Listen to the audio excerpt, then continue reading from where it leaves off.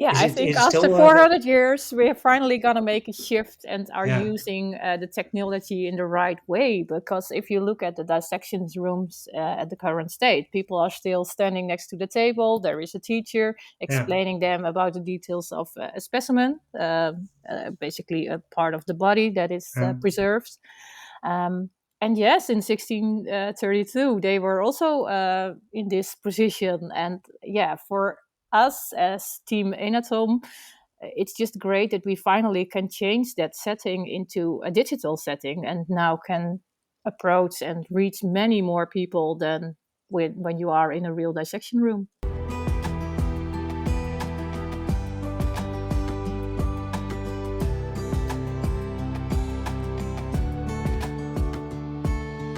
Welkom bij Women Disrupting Tech.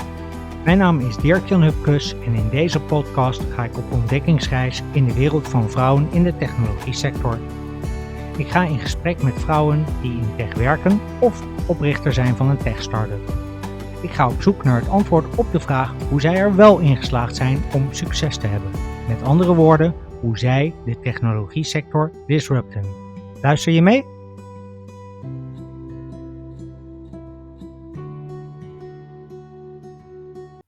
Hey, welcome back to Women Disrupting Tech. Thank you for listening. Before we start today's episode, I want to take you back to the year 1632. It's the year that Rembrandt paints his famous anatomy lesson.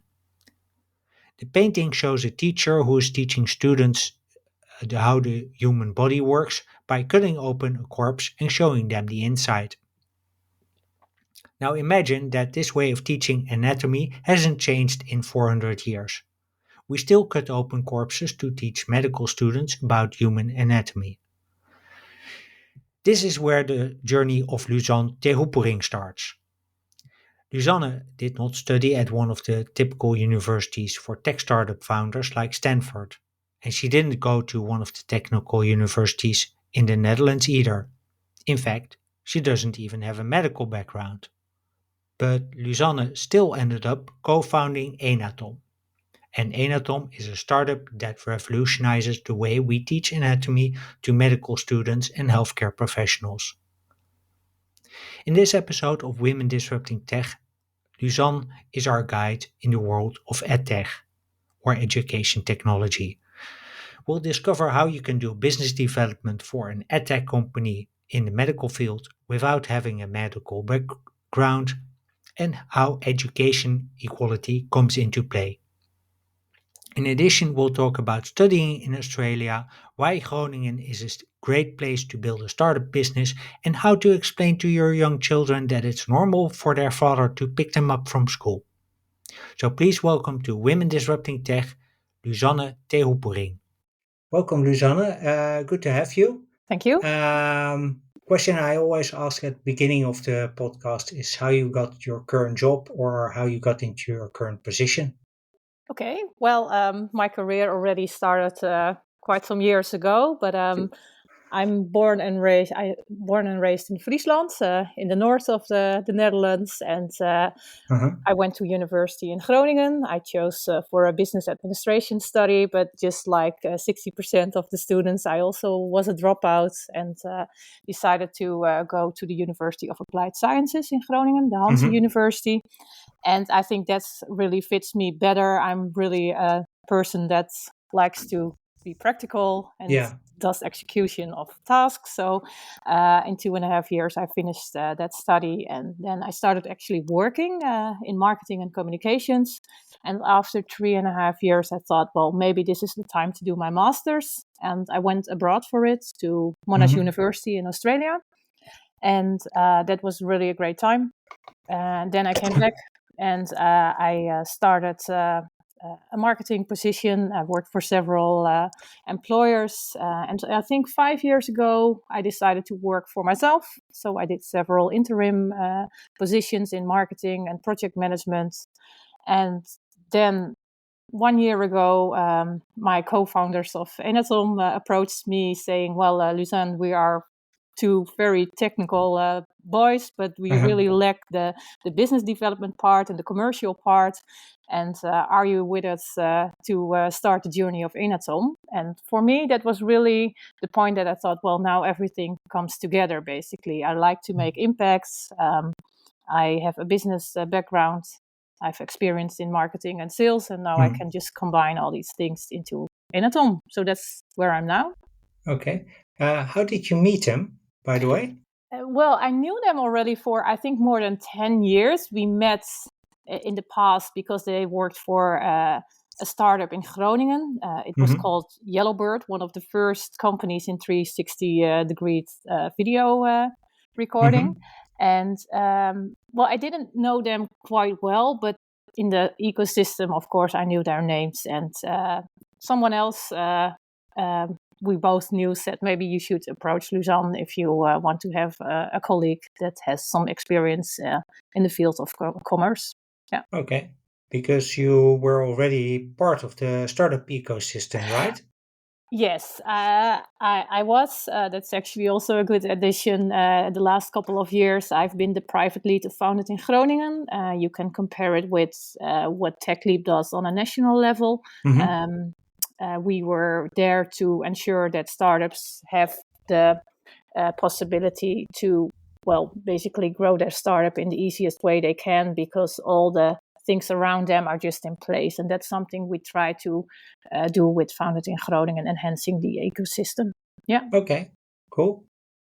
So you studied in Groningen, and you also studied in Melbourne, right? I So did. how was you just said it was a great time and also great Experience. period in your life. Yeah. How was that? How did you end up in Melbourne? Because normally, if you want to be in something in startups or in the business ecosystem, you go to Stanford or Yeah. US University or maybe Oxford or Cambridge. Yeah. Well, for me, there were several reasons, but the first that was that I really wanted to study at an English-speaking university. So, and also in the country. So then you have UK, US, and maybe Australia. But US, if you want to go to a well-known university, it's really expensive. So that was one of the things that for me was not just possible, although Australia is also not very cheap. And then I was like, okay, I can go to the UK, but it's still close by the Netherlands. And then actually my former boss said, well, maybe you should go to Australia, because they have a very great system where you can just earn your certificates per semester. So if you finish one semester, you already get kind of a diploma where you already have a degree.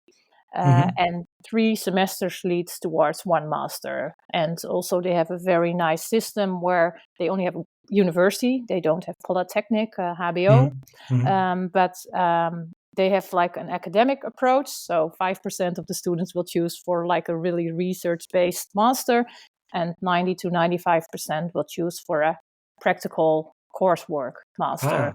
And that fits well with... That really fitted my personality, actually. And also it was really nice that you had to have working experience. So there were only people that already had, they brought in a lot of knowledge and experience. And for me, that was just really a great experience. Yeah. Okay.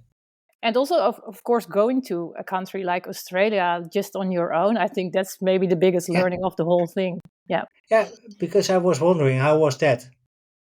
Oh, I was really scared to go. Actually, I'm also kind of person that feels homesick often. So yeah, it was quite a journey to go there on your own and not having like a room to stay or having a bank account, or all these things just are not there. So I went with a suitcase.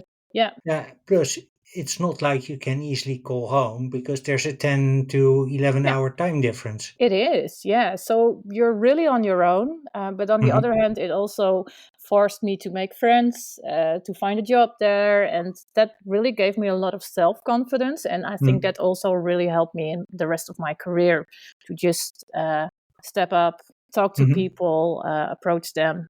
Yeah. Yeah, I think that was the biggest learning I got from the whole trip. Okay. Sounds good. I want to shift to Enatom. Yeah. Because what you do is basically make e-learning for about the human anatomy, Hmm. and probably all the listeners will know the anatomy lesson made in 1632 by Rembrandt. Yes. Yeah. Uh, and somehow when I've full disclosure, I've already seen your software, but I was like, oh, this is finally taking the medical field into the 21st century. Is that true? Yeah, Is I it think is after still 400 years, we're finally going to make a shift and are yeah, using the technology in the right way. Because if you look at the dissections rooms at the current state, people are still standing next to the table. There is a teacher yeah, explaining them about the details of a specimen, basically a part of the body that is yeah. preserved.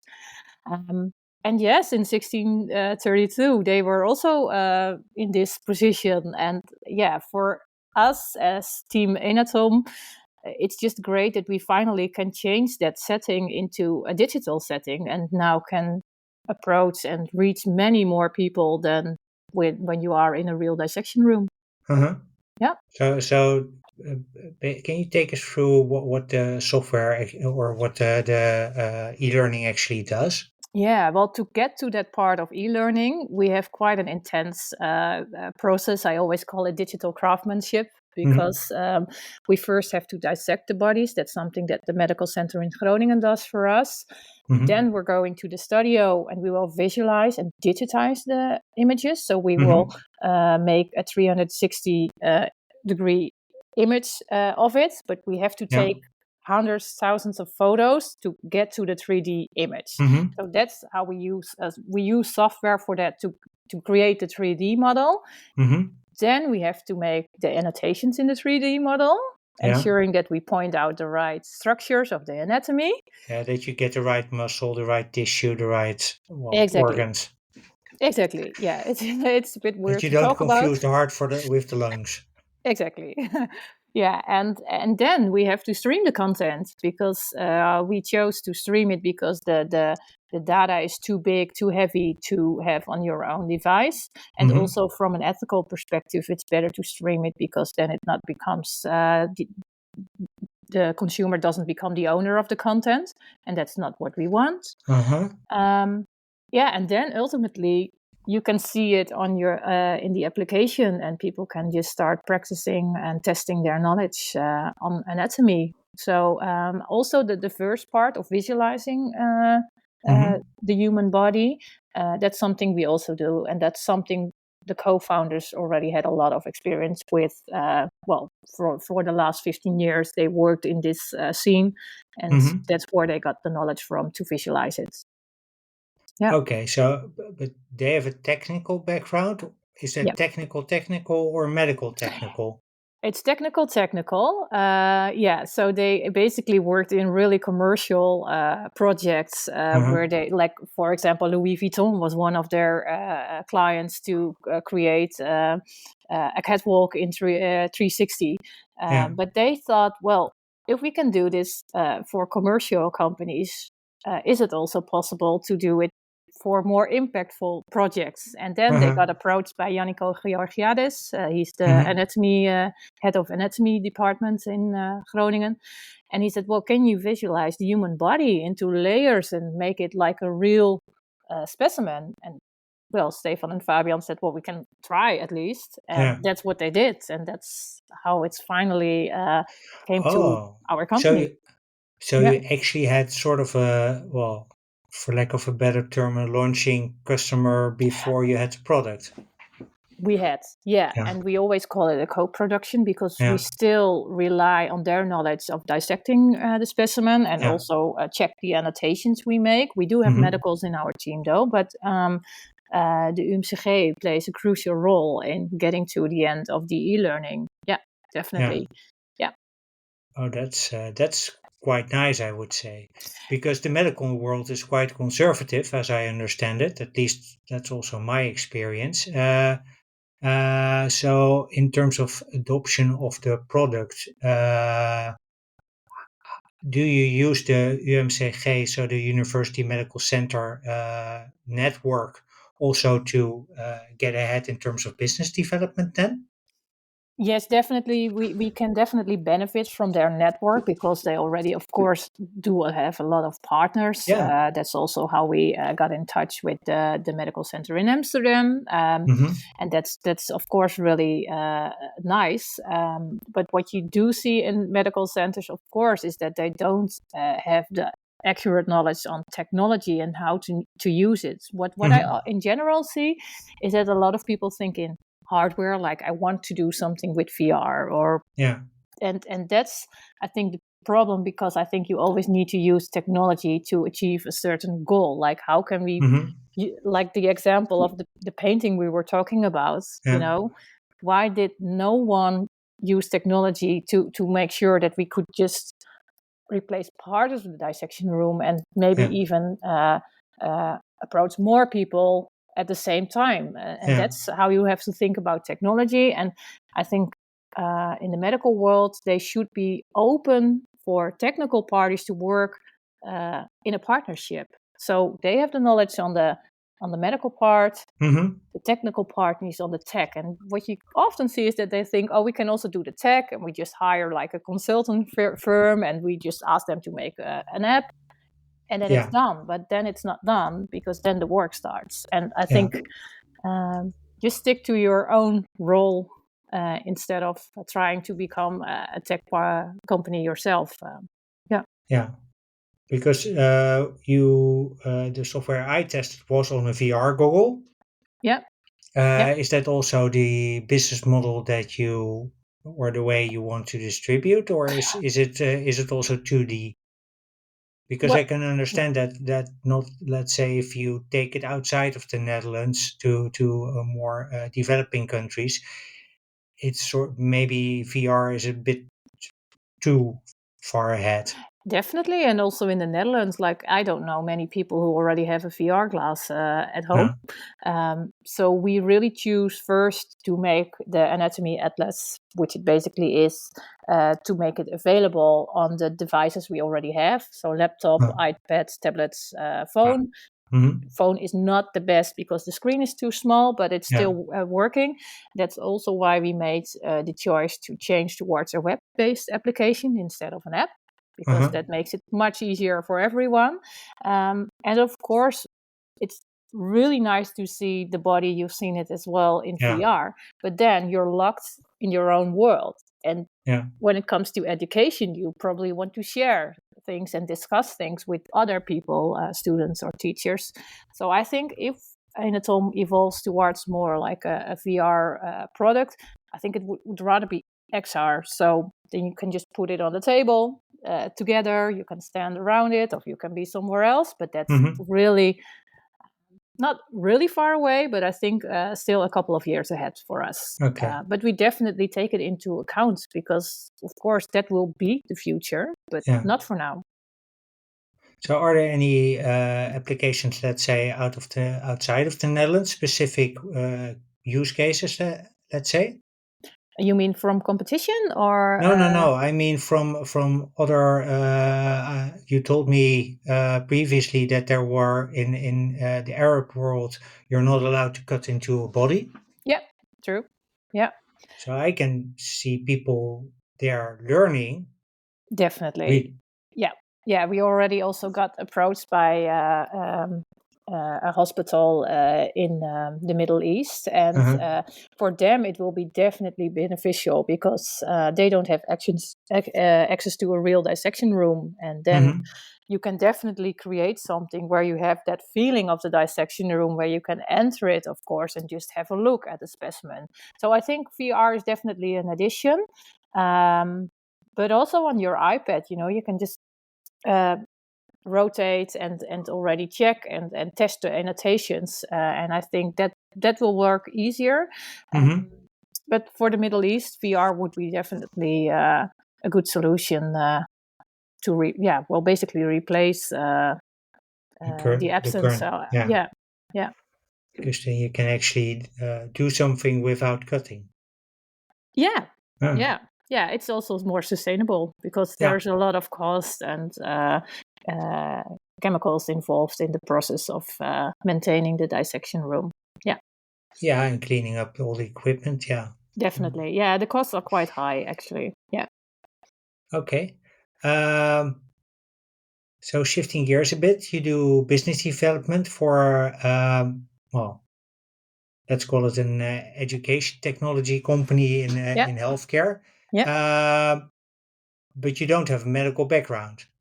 I don't. Is that No. is that an advantage?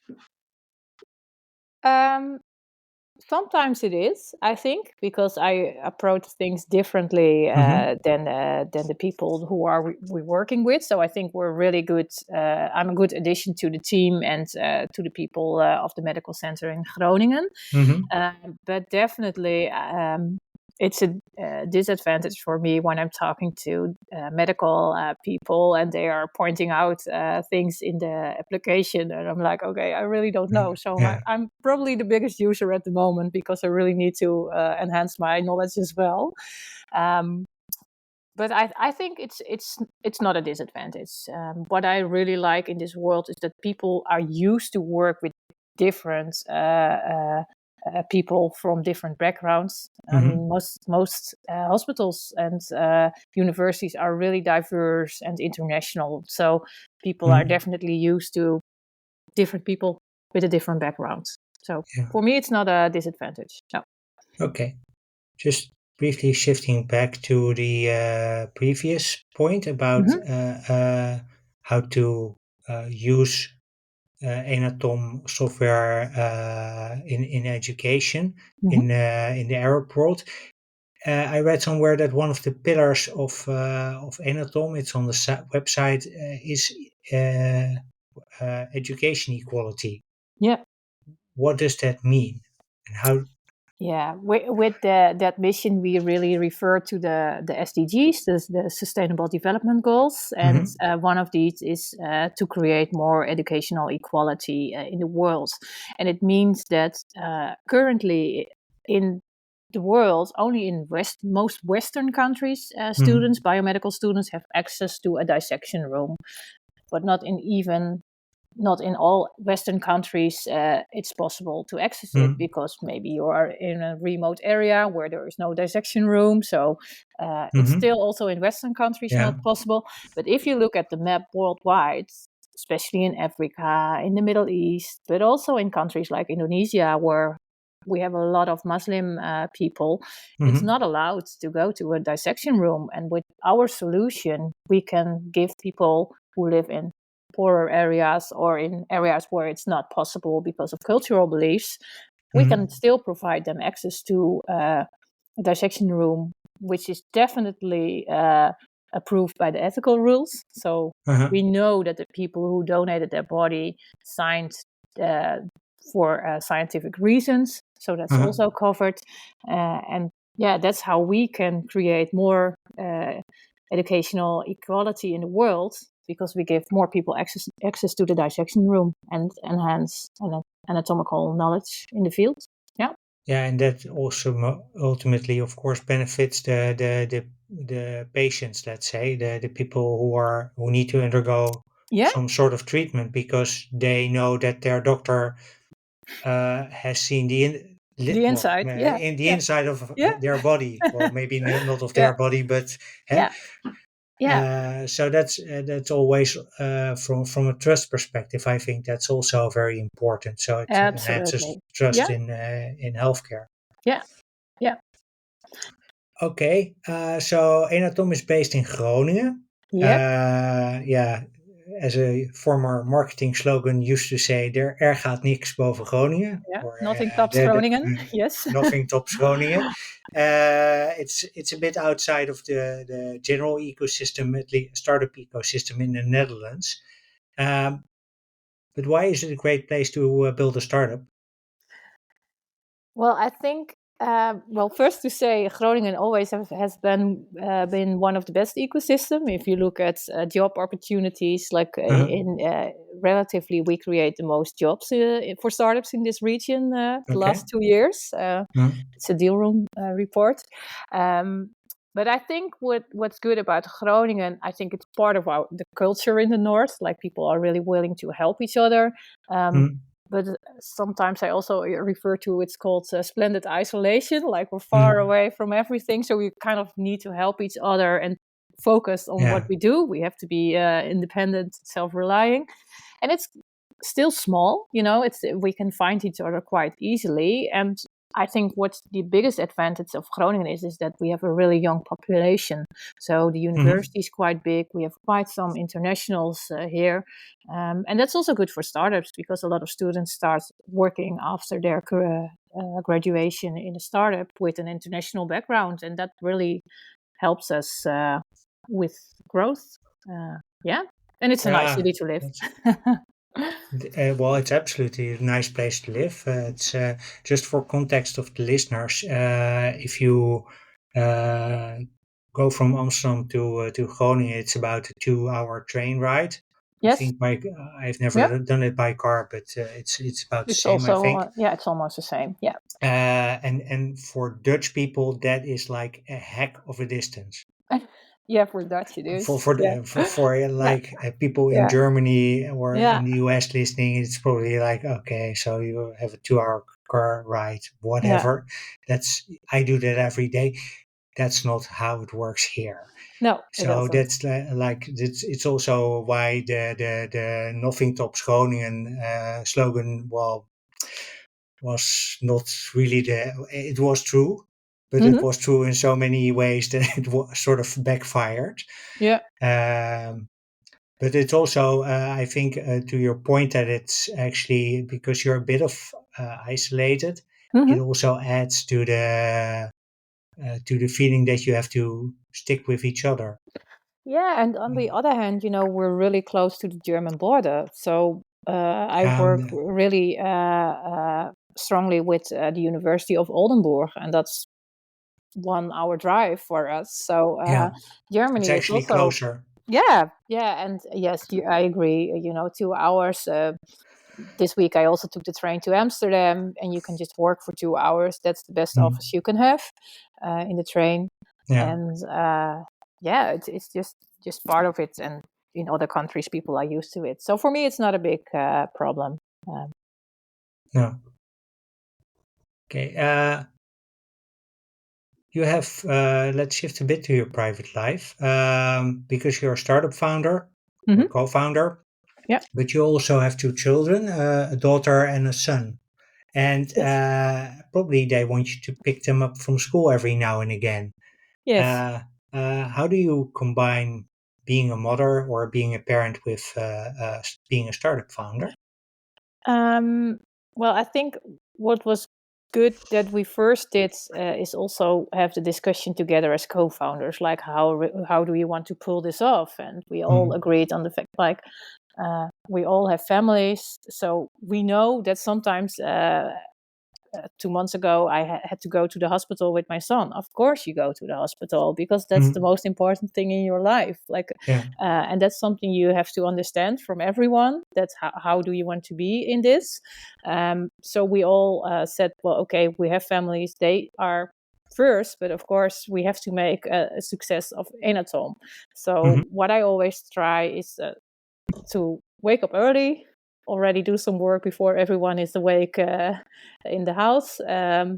And then, of course, the day starts, and between 7 and 8 in the morning, I'm really there for my family. And also between 6 and 8 in the evening, I'll try to be there because, of course, they also need my attention. I also need them to get the energy from them and hear what they experience during the day. But of course, it's definitely hard because my daughter, she's 7. She also said, "Okay, why are you not home that many days? And why is Daddy more often home? Not all the moms at school are working, so why are you working?" And because that's sort that's of the thing. how do you explain that? Because I can imagine that this is not. Yeah. Well, I said to her actually last week. Like, we made a different choice, and we chose that I will be working full time, and she is, and Dad is just picking you up a bit more often. But yeah, that's how it works. And then she obviously said, "Well, but most moms are picking up their children from school." And I said, "Well, we made a different choice, and that's how it is. Sometimes it's also a hard lesson, but it does sometimes make me feel a bit split between private and business. Definitely, yeah. Yeah, I can imagine because there's also, that's sort of, is that also, do you take that into account in how you raise your children? Like, really also help them understand that this is deliberate choice and that this is, if you talk about it, it's okay. Yeah, and I think it's always important also that you become independent and can look after yourself. And so we also teach them about money and how you can spend it. So if you go to the supermarket, you can cook the meal, but you only have 10 euros. So how does that work? Make your choices. I think that's really important. And also at school, I hope we can change the different role models a bit more. On the other hand, I also see that our boy is just more into football and just playing outside and has lots of energy, while our daughter is just more like playing inside with the Barbies. And it's not that we force them to do that. So it's, Okay. yeah, I still believe there are differences between the different genders. So. Yeah, no, absolutely. But what would you, out of interest, what would you change in the education system, or what would you like to add? Well, I think the biggest thing that we have to change in primary school is that we have more men in class, like that there is just more diversity in class, but also that we teach them more about technology and how you can work with technology, because what I also see is that a lot of teachers are not familiar with AI or technique. So they are also not teaching about it. They do know about sports or cultural things or creative things. And I think the world will change in a way that we all need knowledge on AI and tech, and you have to have an interest in it. But you will create it when people are like 5 or 6 years old, and that's where we have to start. Yeah. Yeah, it's in the first 7 years. I think the studies say that you have to start educating people about what is going to happen, or at least what you know is going to happen later in life. Yeah. So make them more familiar with the options. It can be fun as well. I mean, it's not that it's all negative, but you have to learn them about coding or AI, all these kind of things. Yeah. And there's quite a bit of startups, I think, who I'm not sure if they are pitching on classes that young. Maybe they should. So maybe someone listening now has an idea, like, okay, I can do that. Yeah, could Hopefully. be. Yeah. But there's quite a bit of startups in that field already also. Yeah, and I think you can also create educational programs that teachers can just use together. Yeah. So I think that's really important to change the education on technique and also on role models. So more female founders that just come to school and tell what they do, and that it's going to be more Would that common. be something for you to do where you are, you would, let's say, give a class? Yeah, although I actually already do that because I think it's always important to give back. So once a year, I give a lecture at the weekend school. Maybe you know it. It's a concept where children in poorer areas go to school in the weekend, and they get knowledge on certain jobs you can do. So it's not about the knowledge, but it's more like, okay, this is my job. So what it involves to become an entrepreneur or a lawyer or a medical. And the people who have this job, this profile, will teach them and tell them what they do and also what you have to learn and be able to do. Yeah. Interesting that it's taught in a weekend or on a Sunday school, not on a regular school, though. Yeah, well, they are actually also creating now programs for every school, because I also said, oh, I would love to have this at school. But the general idea and mission behind it is that the people who go to this school, these children, don't have these people in their surroundings. So they don't get that inspiration from their families or people in the neighborhood. So that's what we bring in the weekends. Yeah. Yeah. Cool. So Lusanne, I have an arrangement with Jacqueline van den Ende, one of my previous guests, that to make this podcast irrelevant or obsolete 10 years from now. What would be your expert advice on how to achieve this? What needs to happen? Well, I think what we just talked about, I think we have to change education. I think we have to step up also as female founders and show around that we're there, that it's normal to work. And I think what's also one important thing, I once got the advice from my manager at Noordhof Publishers, and he said, Lusanne, be aware that between your 30th and 40th,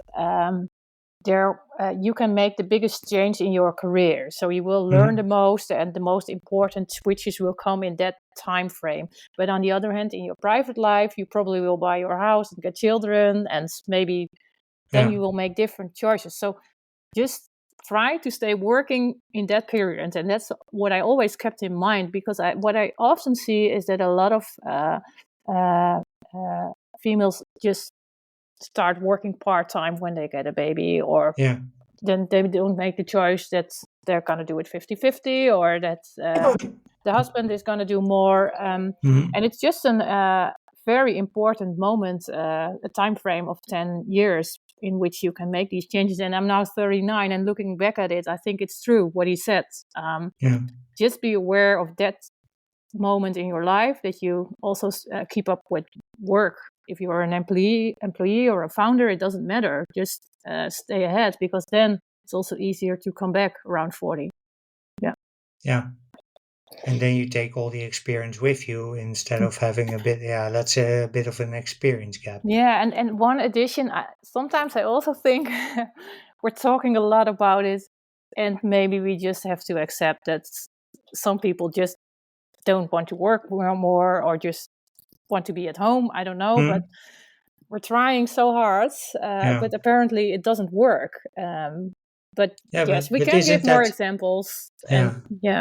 But isn't that also part of the upbringing we have? Like the Duke van Buren lately told me, well, you can't be what you can't see.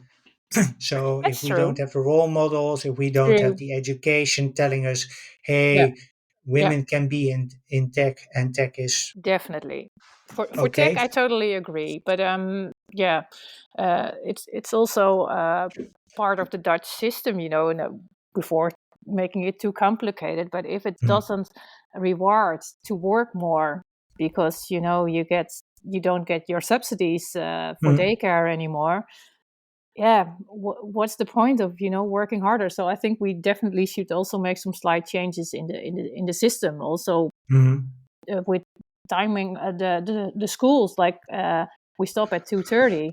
In France, we stop at 5. It makes it hard for people to do their job between 3:30 and 5 hours. Yeah. But and definitely also we make need time for at home. Yeah. Okay. Yeah. Thanks for the conversation. Thank you. Sounds like a great place to wrap. Last question: where can people find more about you, connect with you, and find out about the work that Enatom is doing? Okay, well, in person, of course, you can find me on LinkedIn, and I would love to connect. I'm always in for a nice chat. On our website, enatom.com, you can find more information on the company. And of course, we also have a company profile on LinkedIn, and we also have regular updates there. So also start following us. Thanks. Thanks a lot. And all those links will be in the show notes, of course. Thanks for being a great guest, Lusanne. I really enjoyed our conversation. And listeners, thank you for listening, and see you the next time. Thank you. Well, that's it for this episode. Thank you for listening. Lusanne and I hope that you enjoyed our conversation as much as we did. You can learn more about the work that Enatom is doing and connect with Lusanne via the links in the show notes. And you can find the show notes at womendisruptingtech.blog. When you're there, don't forget to join our Women in Tech community. The community has events, a blog, and also if you become a member, you're among the first to learn when new episodes go on air. If you want to hear more episodes of Women Disrupting Tech, you can also follow the podcast via Spotify, Google, Apple, and Goodpods. And if you do that, please don't forget to give the show a rating or a review, because that way you help other people discover the podcast. If you want to spread the love and contribute to more diversity in tech, please share the podcast with friends, family, and co-workers, because this way you give my guests the platform that they need to make this podcast obsolete in 10 years from now and women in tech a normal thing. Finally, if you want to connect with me, you can do that via the website, but you can also do that via LinkedIn. Just look up my name and you'll find me. Thank you for listening, and I hope to see you in the next episode.